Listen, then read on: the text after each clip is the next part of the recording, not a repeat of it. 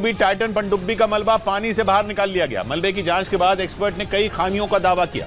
Titan पनडुब्बी पिछले हफ्ते समंदर की गहराई में धमाके से तबाह हो गई थी, जिसकी वजह से उसमें सवार सभी 5 लोग मारे गए।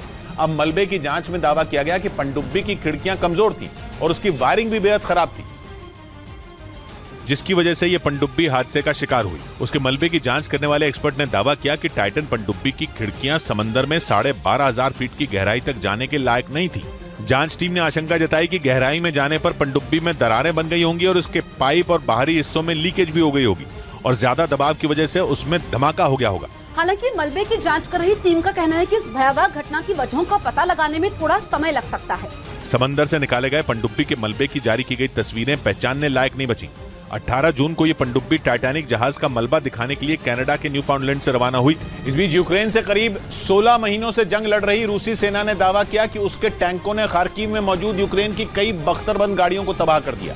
रूसी सेना की तरफ से इस हमले का एक वीडियो भी जारी किया गया, जिसमें रूसी सेना का एक टैंक खार्किव के एक इलाके में जाता दिखाई दिया। थोड़ी दूर जाने के बाद ही टैंक पर मौजूद सैनिकों ने एक जगह पर मोर्चा संभाल लिया। इसके बाद देखते ही देखते टैंक से कई गोले दागे गए। टैंक से छूटते ही गोले सामने की तरफ तेजी से अपने टारगेट पर झपट पड़े और जैसे ही वो अपने निशाने से टकराए, वहां एक तेज धमाके के साथ धुएं का गुबार उठता नजर आया। खार्किव में हुए इस हमले के बाद रूसी सेना ने दावा किया कि उसने यूक्रेन की सेना के एक ठिकाने को तबाह कर दिया। रूसी सेना के मुताबिक उसके हमले में यूक्रेन की कई बख्तरबंद गाड़ियां भी बर्बाद हो गईं। वहीं पश्चिमी मीडिया ने दावा किया कि ईयू यानी यूरोपियन यूनियन रूस के बाद अब ईरान पर प्रतिबंध लगाने की तैयारी में है। माना जा रहा है कि ईरान को यह सजा जंग में रूस की मदद करने की वजह से मिली। यूरोप के देशों का मानना है कि इन प्रतिबंधों के बाद ईरान को बैलिस्टिक मिसाइल बनाने में परेशानी आएगी, क्योंकि इन मिसाइलों को बनाने के लिए उसे यूरोप के देशों की जरूरत पड़ेगी। यूरोपियन यूनियन का आरोप है कि ईरान ने कई बार चेतावनी देने के बावजूद जंग में रूस की मदद करना नहीं छोड़ा। यहाँ तक कि उसने अपने सबसे खतरनाक शाहिद 136 ड्रोन भी रूसी सेना को दिए, जिनकी मदद से रूस ने यूक्रेन में जबरदस्त तबाही मचाई। पश्चिमी मीडिया के मुताबिक ईरान के इसी रवैये से तंग आकर यूरोपियन यूनियन ने उस पर लगाम लगाने का फैसला लिया। उधर रूस को पटकनी देने के लिए अमेरिका ने यूक्रेन को और हथियार देने का ऐलान कर दिया। पश्चिमी मीडिया के मुताबिक यूक्रेन को अमेरिका से गोला बारूद और मिसाइलों की नई खेप मिलेगी, जिनका इस्तेमाल जेलेंस्की की सेना पुतिन की फौज को सबक सिखाने के लिए करेगी। अमेरिका की तरफ से यूक्रेन को हथियारों की नई खेप देने का यह ऐलान ऐसे वक्त किया गया जब वैगनर ग्रुप ने पुतिन के खिलाफ बगावत का बिगुल बजा दिया।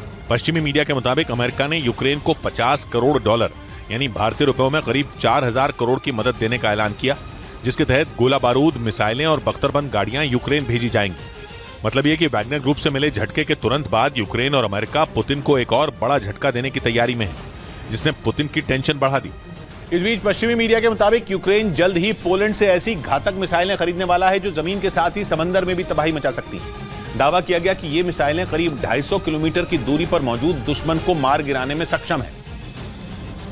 यानी जंग में जल्द ही रूसी फौज की मुश्किलें बढ़ सकती हैं। पश्चिमी मीडिया के मुताबिक यूक्रेन ने पोलैंड से NSM यानी नेवल स्ट्राइक मिसाइल खरीदने को लेकर बातचीत भी शुरू कर दी और दावा किया गया कि जल्द ही दोनों देशों के बीच इन खतरनाक मिसाइलों को लेकर समझौता किया जा सकता है। NSM मिसाइलों की सबसे बड़ी ताकत यह है कि इन्हें जमीन के साथ साथ समंदर में भी हमले के लिए इस्तेमाल किया जा सकता है। यानी इनके जरिए दुश्मन के सैन्य बंकर से लेकर जंगी जहाज तक को निशाना बनाया जा सकता है। ऐसे में अगर ये घातक मिसाइलें यूक्रेन को मिल जाती हैं तो जंग में पुतिन की सेना की मुश्किलें बढ़ सकती हैं।